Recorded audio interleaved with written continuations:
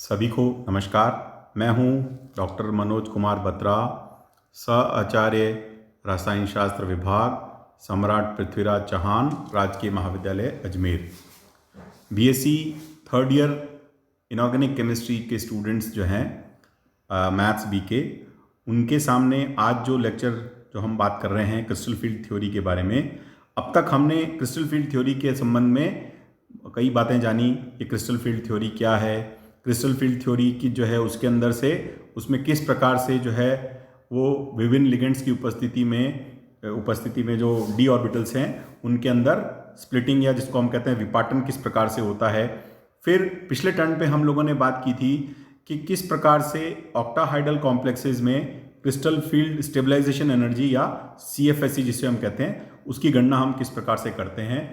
आज हम जो है क्रिस्टल फील्ड थ्योरी के आधार पर हम ये जानने की बात करेंगे, जो एक दो प्रश्न उत्तर के माध्यम से, कि क्रिस्टल फील्ड थ्योरी किस प्रकार से जो है कॉम्प्लेक्सेस के नेचर को, कॉम्प्लेक्सेस की प्रकृति को यानी संकुल की प्रकृति को समझाती है। अर्थात वो संकुल जो है वो हाई स्पिन कॉम्प्लेक्स हैं या लो स्पिन कॉम्प्लेक्स हैं, ये क्रिस्टल फील्ड थ्योरी के आधार पर हम किस तरह से जान सकते हैं। दूसरी बात जो है कि क्रिस्टल फील्ड थ्योरी के आधार पर हम विभिन्न संकुलों की मैग्नेटिक प्रॉपर्टीज़ के बारे में भी हम किस प्रकार से उनको जान सकते हैं कि वो कॉम्प्लेक्सेस जो हैं वो कैसे हैं, पैरामैग्नेटिक है, डाईमैग्नेटिक है, या उनका जो मैग्नेटिक मोमेंट का मान है वो कितना है, उसको हम ज्ञात करते हैं। तो इन दोनों चीज़ों को ज्ञात करने के लिए जो मुख्य भूमिका, जैसा कि अब तक हमने पढ़ा क्रिस्टल फील्ड थ्योरी में जो है वो है दो चीज़ों की। एक है एवरेज पेयरिंग एनर्जी की, जिसको हम पाई से रिप्रेजेंट करते हैं, और दूसरा है क्रिस्टल फील्ड स्प्लिटिंग एनर्जी यानी क्रिस्टल क्षेत्र विपाटन या विभाजन ऊर्जा जो है, जो कि T2G और EG जो दो प्रकार के जो डी ऑर्बिटल्स के जो सेट बनते हैं जब क्रिस्टल फील्ड स्प्लिटिंग होती है, उनके बीच का जो एनर्जी गैप है वो कितना है, और इलेक्ट्रॉन को पेयरिंग कराने के लिए, उनका युग्मन कराने के लिए कितनी ऊर्जा की आवश्यकता होती है, इनके मध्य जो अंतर होता है वो ये निर्धारित करता है कि किस प्रकार के कॉम्प्लेक्सेस बनेंगे और किस प्रकार की मैग्नेटिक प्रॉपर्टीज जो हैं उन कॉम्प्लेक्सेस में होंगी। तो आज हम जो मुख्य रूप से बात कर रहे हैं वो अपन इस संबंध में बात करेंगे। तो अपन सबसे पहले दो प्रश्न उत्तर के संबंध में बात करेंगे जो कि परीक्षाओं में जो थर्ड ईयर में पूछे जाते हैं, क्योंकि हमने काफ़ी सारी बातें क्रिस्टल फील्ड थ्योरी के संबंध में की हैं, तो हमें इन प्रश्न उत्तर को भी किस प्रकार से हल करना है प्रश्नों को, वो भी हमें समझना चाहिए। तो सबसे पहला जो ये प्रश्न है कि निम्नलिखित संकुलों में क्रिस्टल क्षेत्र सिद्धांत के अनुसार अयुग्मित इलेक्ट्रॉन की संख्या बताइए। That is calculate the number of unpaired electron in the following complexes on the basis of crystal field theory. तो ये जो है ये क्वेश्चन है जिसमें कुल मिला के 4 जो है वो कॉम्प्लेक्सेस दिए गए हैं। पहला है वेनेडियम का कॉम्प्लेक्स, दूसरा है आयरन का कॉम्प्लेक्स साइनाइड के साथ में, तीसरा भी आयरन का कॉम्प्लेक्स है। इन दोनों में फर्क किया है कि इनमें आयरन की जो ऑक्सीडेशन स्टेट है वो अलग अलग है, और चौथा कॉम्प्लेक्स जो है वो कोबाल्ट का और फ्लोराइड का कॉम्प्लेक्स है, जो कि इन चारों प्रकार के जो कॉम्प्लेक्सेस हैं उसके अंदर हमें ये पता होना चाहिए कि मेटल की ऑक्सीडेशन स्टेट क्या है, वो हमें दिख रही है, और नहीं तो हम चार्ज के आधार पर पता लगा सकते हैं। जो ओवरऑल कॉम्प्लेक्स आयन पर जो चार्ज है उसके आधार पर हम मेटल की ऑक्सीडेशन स्टेट का पता लगा सकते हैं। तो मेटल की ऑक्सीडेशन स्टेट से हमें पता लग जाएगा कि उसके अंदर इलेक्ट्रॉनिक कॉन्फ़िगरेशन क्या है।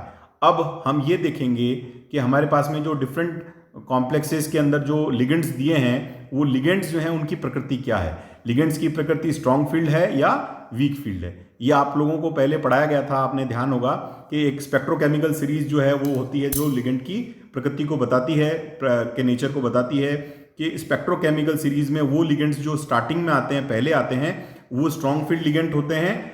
उनके लिए CFSE यानी क्रिस्टल फील्ड स्प्लिटिंग एनर्जी की वैल्यू ज़्यादा होती है, और जो स्पेक्ट्रोकेमिकल सीरीज में जो लिगेंड्स पीछे की तरफ आते हैं वो वीक फील्ड लिगेंड होते हैं, यानी कि उनके लिए क्रिस्टल फील्ड जो स्प्लिटिंग एनर्जी की वैल्यू है वो कम होती है। तो इस तरह से हम क्या कर सकते हैं, हम लिगेंड्स के नेचर के बारे में स्पेक्ट्रोकेमिकल सीरीज जो है उसके बारे में जान सकते हैं, और हमें पता है कि कौन सा स्ट्रॉन्ग फील्ड है, कौन सा वीक फील्ड लिगेंड है।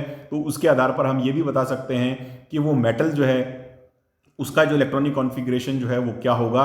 तो इस तरह से हम इन प्रश्नों का उत्तर जो है वो ढूंढते हैं। तो देखिए अपन इसके बारे में बात करते हैं। देखिए सबसे पहले हम बात करते हैं वेनेडियम कॉम्प्लेक्सेस के संबंध में, तो VF6 होल थ्राइस संकुल में वेनेडियम की जो ऑक्सीकरण अवस्था है वो +3 है, यानी 3 है। अतः इसका विन्यास जो है वो 3D2 होगा। इसका जो इलेक्ट्रॉनिक कॉन्फ़िगरेशन क्या होता है, 3D3 4s2, लेकिन अब उसमें से जब 3 इलेक्ट्रॉन निकल जाएंगे तो इसका इलेक्ट्रॉनिक विन्यास हो जाएगा 3D2। तो इस 3D2 संकुल के लिए अब इस विन्यास की हम आगे बात करेंगे। तो इस संकुल में लिगेंड जो है वो फ्लोराइड है, जो कि दुर्बल क्षेत्र लिगेंड होते हैं, which is a weak field ligand. अतः 3D2 इलेक्ट्रॉनों का वितरण निम्न प्रकार होगा। अब देखिए यहाँ पर 3D जो 2 इलेक्ट्रॉन्स हैं, मतलब डी के अंदर जो 2 इलेक्ट्रॉन्स हैं वो किस में रहेंगे, क्योंकि यहाँ पर एक वीक फील्ड लिगेंड है। वीक फील्ड लिगेंड के कारण स्प्लिटिंग जो है वो जो ज़्यादा स्प्लिटिंग नहीं करता, तो इसलिए जो है वो इलेक्ट्रॉन हमेशा सॉरी लोअर T2G ऑर्बिटल्स में रहेंगे। तो T2G के अंदर 2 इलेक्ट्रॉन होंगे और EG में 0 होगा। तो इस तरह से कुल मिलाकर 2 युग्मित इलेक्ट्रॉन जो है उसमें होंगे।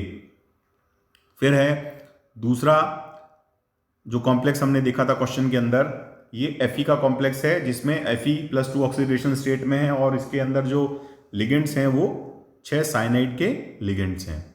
तो FeCN होल 6 4 इसका मतलब है Fe जो है वो +2 ऑक्सीडेशन स्टेट में है। तो इसका जो विन्यास होता है वो कितना होता है, 3D6 4s2। तो जब उसमें से 2 इलेक्ट्रॉन निकल जाएंगे, यानी Fe+2 स्टेट में आएगा, तो उसका इलेक्ट्रॉनिक कॉन्फ़िगरेशन होगा 3D6। इस संकुल में साइनाइड जो है वो प्रबल क्षेत्र लिगेंड है, जैसा हमने अभी बात की है, हमें मालूम है, क्योंकि ये साइनाइड जो है वो जो स्पेक्ट्रोकेमिकल सीरीज है उसमें सबसे आगे आता है।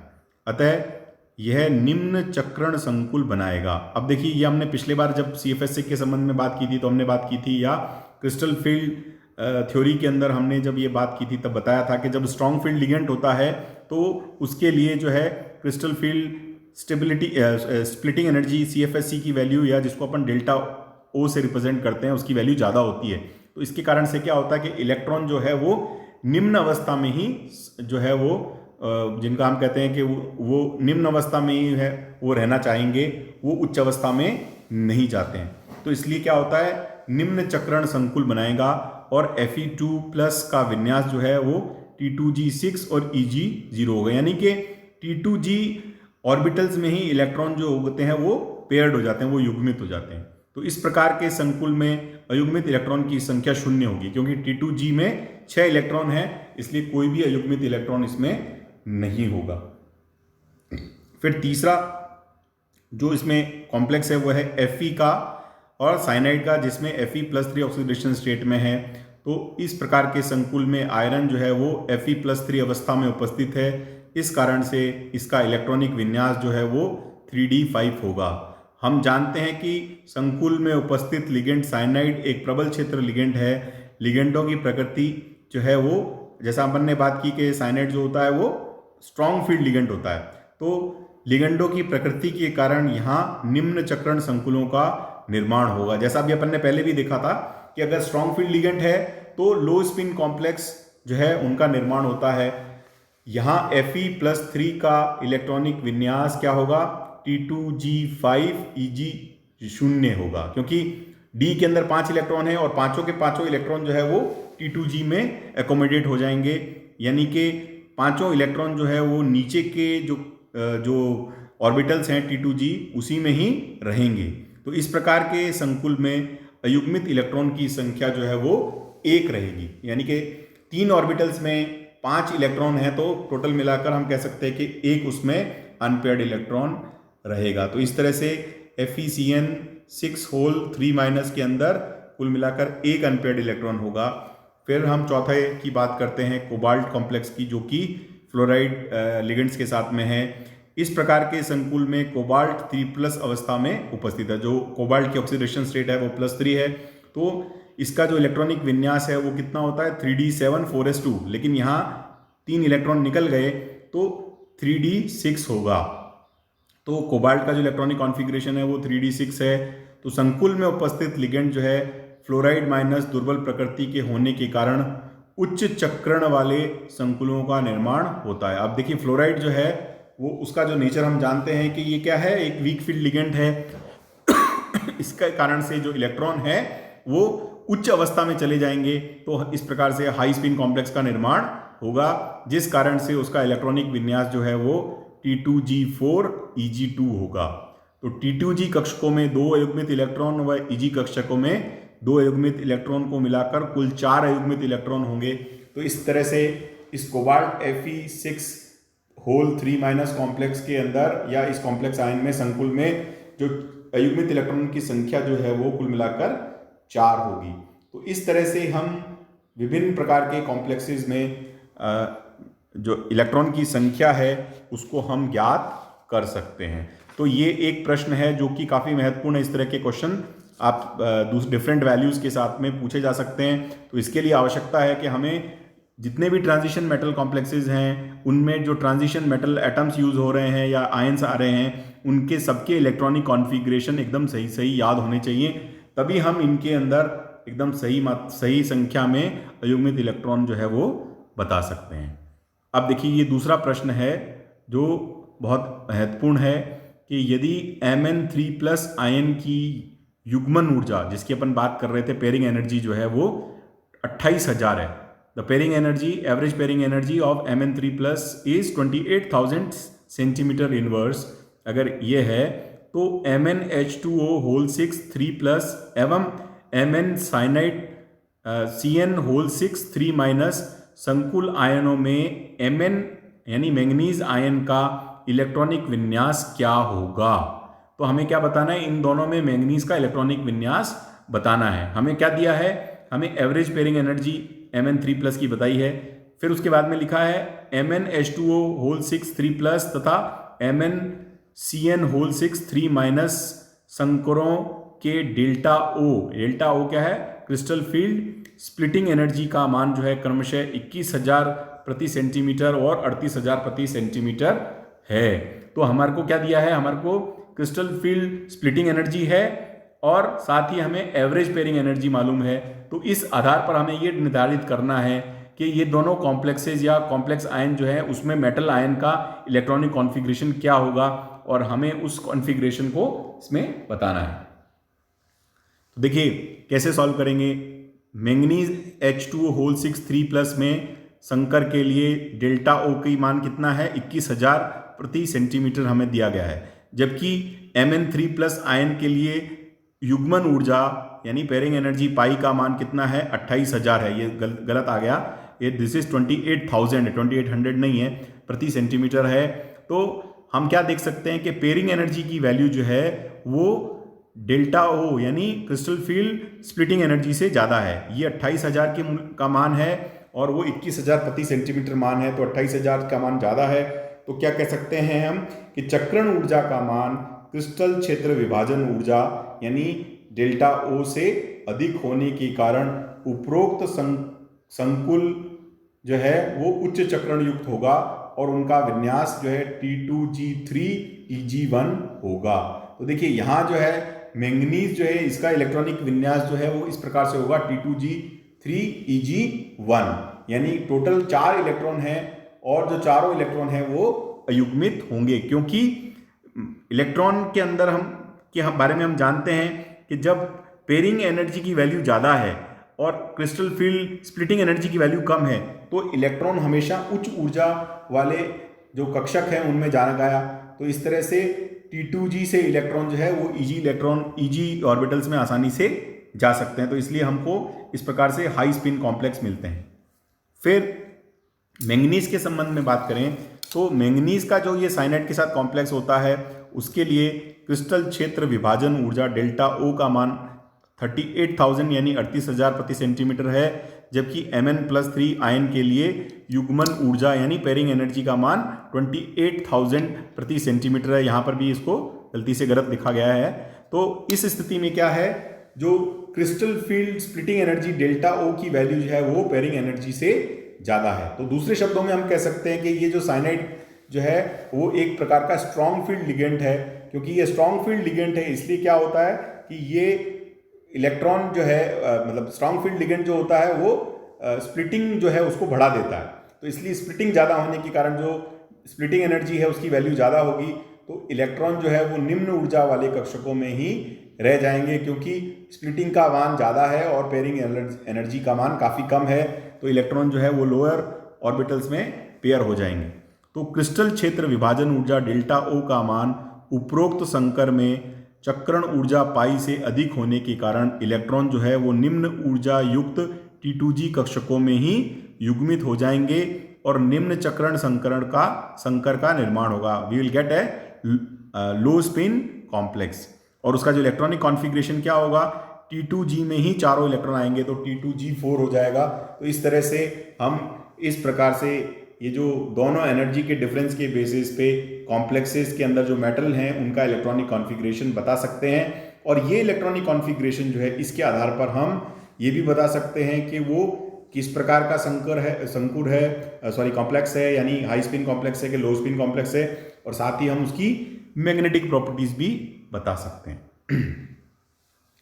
अतः विभिन्न संकुलों में उनकी युग्मन ऊर्जा पाई तथा क्रिस्टल क्षेत्र विभाजन ऊर्जा डेल्टा ओ का तुलनात्मक रूप से अध्ययन करके संकुलों की प्रकृति यानी उनका नेचर उच्च चक्रण है या निम्न चक्रण है, यानी कि नेचर ऑफ कॉम्प्लेक्स कैसा है, यानी कि हाई स्पिन कॉम्प्लेक्स है कि लो स्पिन कॉम्प्लेक्स है, तथा उनका मैग्नेटिक मोमेंट चुंबकीय आघूर्ण जो है उसकी व्याख्या भी सरलतापूर्वक की जा सकती है, जो कि हम इसको टेबल में देखते हैं, उसको हमने किस तरह से उसकी व्याख्या हम कर सकते हैं। तो ये जो है क्रिस्टल फील्ड थ्योरी जो है उसका एक बहुत इंपॉर्टेंट एस्पेक्ट है, जो उसका एक एडवांटेज है कि हम किस प्रकार से कॉम्प्लेक्स का नेचर बता सकते हैं और साथ ही उसकी मैग्नेटिक प्रॉपर्टीज को भी एक्सप्लेन कर सकते हैं। तो देखिए इसको हम थोड़ा सा एनलार्ज करते हैं। देखिए सबसे पहले क्या है, धातु आयन लेफ्ट हैंड साइड के अंदर देखेंगे कॉलम में, सबसे पहला जो बाईं हाथ की तरफ का कॉलम है इसमें है धातु आयन के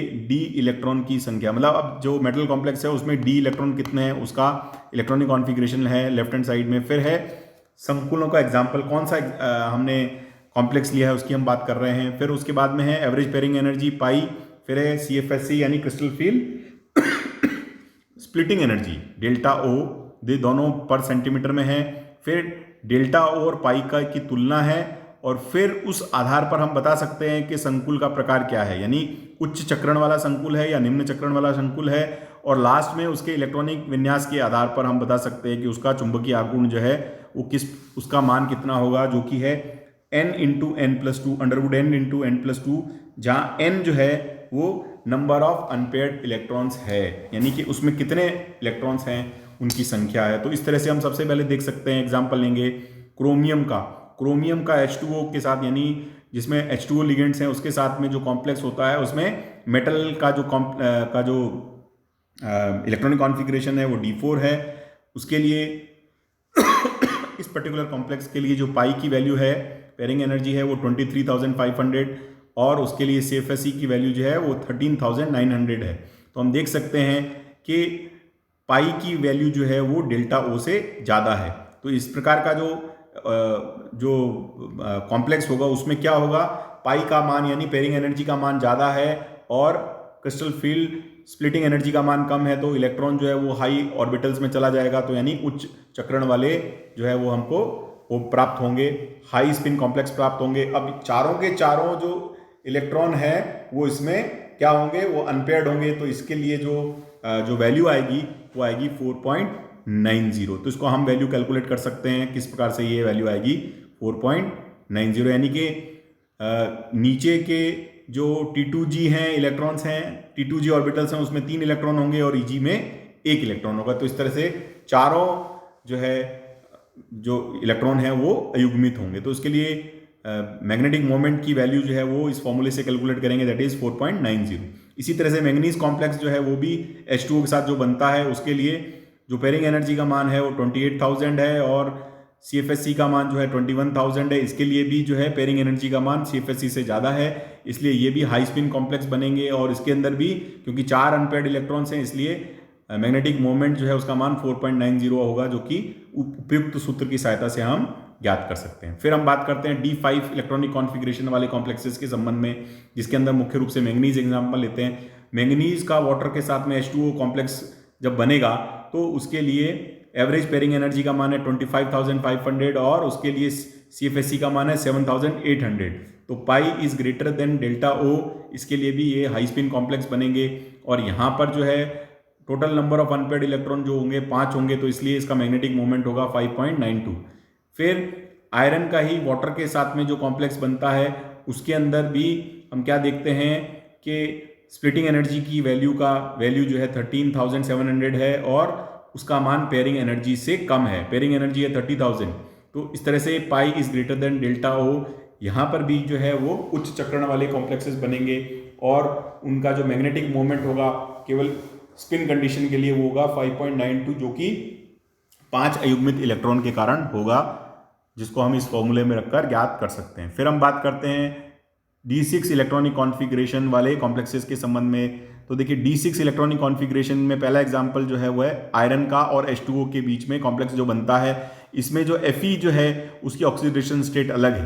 तो यहाँ हम क्या देखते हैं कि यहाँ पर जो पेयरिंग एनर्जी की वैल्यू जो है वो है 17,600 और CFSE की वैल्यू जो है 10,400। तो पेयरिंग एनर्जी का मान एवरेज पेयरिंग एनर्जी का मान जो है CFSE crystal field splitting energy से ज़्यादा है, इसलिए ये उच्च ऊर्जा उच्च चक्रण वाले कॉम्प्लेक्सेस बनेंगे और उसके लिए वैल्यू जो है वो म्यू की जो है वो 4.90 होगी।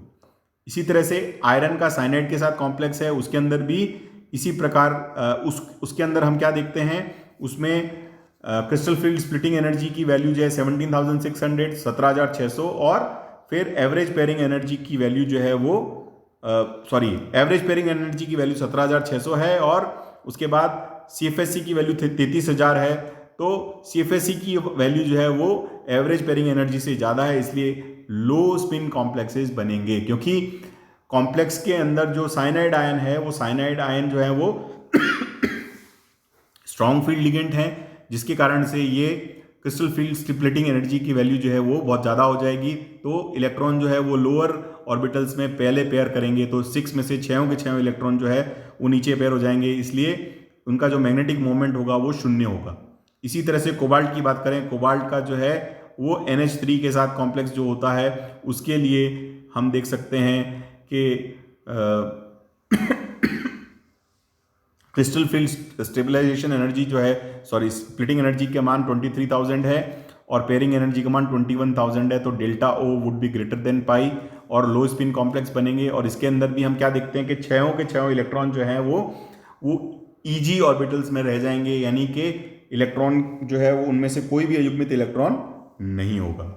फिर कोबाल्ट का फ्लोराइड के साथ कॉम्प्लेक्स जो बनता है उसके अंदर हम क्या देखते हैं कि जो पाई की वैल्यू है वो डेल्टा ओ से ज़्यादा है, यानी 21,000 जो है वो पाई की वैल्यू, वो डेल्टा ओ जो है क्रिस्टल फील्ड स्प्लिटिंग एनर्जी की वैल्यू 13,000 है, जो उससे ज़्यादा है, इसलिए ये उच्च चक्रण वाले यानी हाई स्पिन कॉम्प्लेक्स बनते हैं। और यहाँ हम देख सकते हैं कि total number of unpaired electron 4 होंगे, तो मैग्नेटिक मोमेंट का मान जो कि सूत्र की सहायता से ज्ञात करेंगे तो 4.90 हमें प्राप्त होता है। इसी तरह से फिर हम लेते हैं D7 कॉम्प्लेक्सेस के संबंध में, ये भी हम यहाँ कोबाल्ट का वाटर के साथ में एग्जांपल ले रहे हैं। इस कॉम्प्लेक्स के अंदर जो है वो पाई का मान जो है वो 22,500 है और डेल्टा ओ का मान 9,300 है, जो कि पाई के मान से काफ़ी कम है। तो इसलिए जो है pi would be greater than delta O, यानी पेयरिंग एनर्जी जो है चक्रण ऊर्जा का मान जो है क्रिस्टल क्षेत्र विभाजन ऊर्जा से ज़्यादा होगा। तो ये उच्च चक्रण वाले यानी हाई स्पिन कॉम्प्लेक्स बनेंगे।